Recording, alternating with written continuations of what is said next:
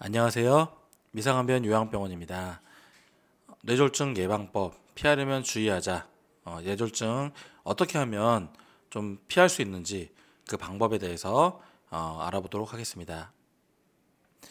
뇌졸중의 위험 인자가 있습니다. 뇌졸중에서 우리가 어떻게 할 수가 없는 그런 위험 요인도 있고 우리가 고칠 수 있는 위험 요인이 있습니다. 첫 번째로 고칠 수 없는 위험 요인이라고 하면 나이가 있겠죠. 나이가 많이 들어가실수록 뇌졸중 위험이 높아진다. 그리고 성별이 남자이실수록 좀 더 높아진다. 그리고 가족력, 우리 할아버님, 어머님, 할머님 중에 뇌졸중에 걸리셨던 분들이 있으시다면 나도 예외가 아닐 수 있다. 이렇게 인지하셔야 됩니다. 자, 그러면 생활관리를 통해서 고칠 수 있는 위험 요인이 있죠. 첫 번째로 고혈압, 흡연, 당뇨병, 목 동맥 협착, 심방세동, 심장병, 고지혈증 이런 질환들이 있습니다. 하나하나 알아볼게요. 고칠 수 없는 위험 요인 중에 나이가 있는데요. 자, 이 나이는 55세 이후에 10살이 증가하면 발병률이 2배로 증가가 됩니다. 상당히 많이 증가하죠. 60세에 비해서 70세에 또 2배가 되고요. 80세엔 4배로 증가가 됩니다. 그러니까 고령으로 가실수록 뇌졸중의 위험은 굉장히 높아진다. 이렇게 아시면 되겠습니다. 성별을 봤을 때 여자보다 남자에서 25에서 30%가 높습니다. 그렇기 때문에 남자분들한테 더 많이 올 수가 있다. 그리고 가족력 중에서도 아버지가 뇌졸중일 때는 2.4배가 증가되고요. 어머니가 뇌졸중이 있을 경우 1.4배가 증가합니다. 이 뇌졸중은 지난번에 제가 설명드렸지만 중풍과 비슷한 뇌혈관계 질환입니다. 더 자세히 알고 싶은 분은 제가 오른쪽 위에 창을 만들어 드릴 테니까 이걸 보시면 되겠습니다.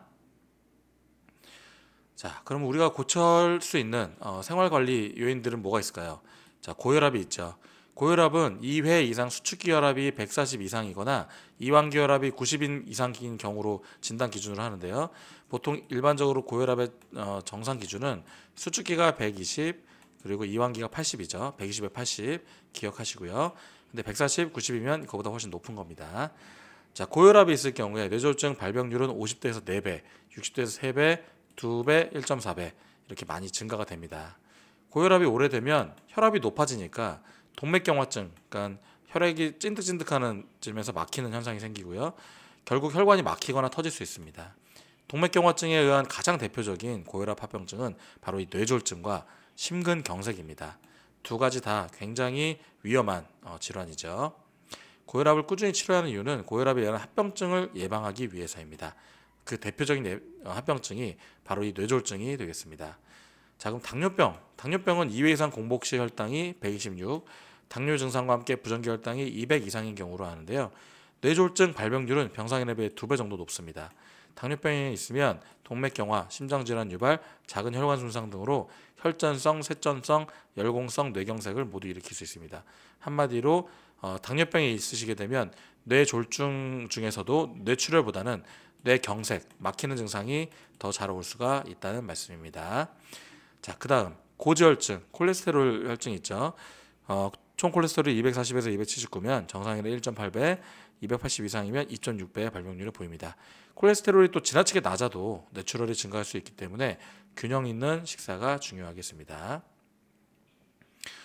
자, 목 동맥 협착이라는 게 있는데요. 목 동맥 협착은 목 쪽에서 뇌로 가는 혈관에 협착이 일어나는 겁니다. 막히고 이제 좁아지는 거죠. 목동맥 협착이 이제 식생활이 서구화되면서 증가되는데요. 54.4%의 유병률, 굉장히 높은 유병률을 보이네요. 연간 뇌졸중 발생 위험도가 2.5배로 증가됩니다. 목동맥 협착을 진단하기 위해서는 청진기를 통해서 목동맥 잡음을 청진하거나 경동맥 초음파 검사를 통해 진단할 수가 있습니다. 병원에 가셔서 진단을 받아보실 수 있겠습니다. 자, 그리고 흡연이 있죠. 흡연의 뇌졸중 발생률은 비흡연자의 1.5배입니다. 그리고 흡연 양이 많을수록 더 증가되고요. 1년간 금연을 하게 되면 흡연자의 50%로 감소를 하게 됩니다.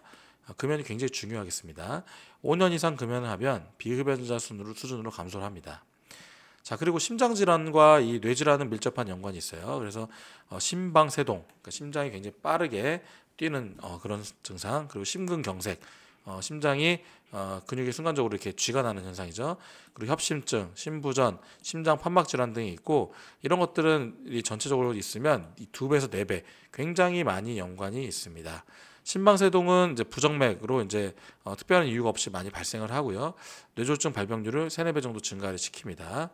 그리고 심장 질환이 있을 경우 심장 안에 혈전 생성을 촉진하게 돼서 혈전이 심장에서 떨어져 나와서 혈액을 타고 돌아다니다가 뇌혈관을 막아버립니다. 그러면서 뇌경색을 일으키기 때문에 심장 질환이 있는 경우에 뇌 심에서 심장에서 뇌로 증상이 파급되는 것을 많이 볼 수가 있기 때문에 심장 질환의 관리도 중요하겠습니다. 뇌졸중의 위험 인자로 알려진 것들이에요. 음주, 비만, 운동 결핍, 호모시스틴 혈증, 과음, 공기오염, 추운 날씨, 코골이, 경구, 비임약 이런 증상들이 있고 이 중에서 이제 음주와 비만, 운동 결핍 이 세 가지가 가장 중요한 요소가 되겠습니다. 자, 이 심뇌혈관계 질환 이렇게 묶어서 설명할 정도로 혈관계 질환이기 때문에 같이 이렇게 중요하게 생각을 하는데요. 예방 관리를 위해서는 9가지 생활 수칙이 있습니다. 자, 담배는 반드시 끊습니다. 그리고 술은 하루에 1~2잔 이하로 줄입니다. 음식은 싱겁게 골고루 먹고 채소와 생선을 충분히 섭취합니다. 가능한 한 매일 30분 이상 적절한 운동을 합니다. 적정 체중과 허리둘레를 유지합니다. 스트레스를 줄이고 즐거운 마음으로 생활합니다. 정기적으로 혈압, 혈당, 콜레스테롤을 측정합니다. 고혈압, 당뇨병, 고지혈증을 꾸준히 치료합니다. 뇌졸중, 심근경색 등의 응급증상을 숙지하고 발생 즉시 병원으로 가셔서 골든타임 이내에 치료를 받아야 합니다. 자, 여기까지 뇌졸중 예방법에 대해서 알아봤습니다. 많이 도움이 되셨으면 구독과 좋아요, 알림 설정 부탁드리고 앞으로도 뇌졸중에 대한 재활치료나 이런 것들 저희 미사강변요양병원이 또 뇌졸중 재활치료를 전문으로 하고 있기 때문에 그런 부분에 대한 정보들 여러분들께 꾸준히 안내해 드리도록 하겠습니다. 감사합니다.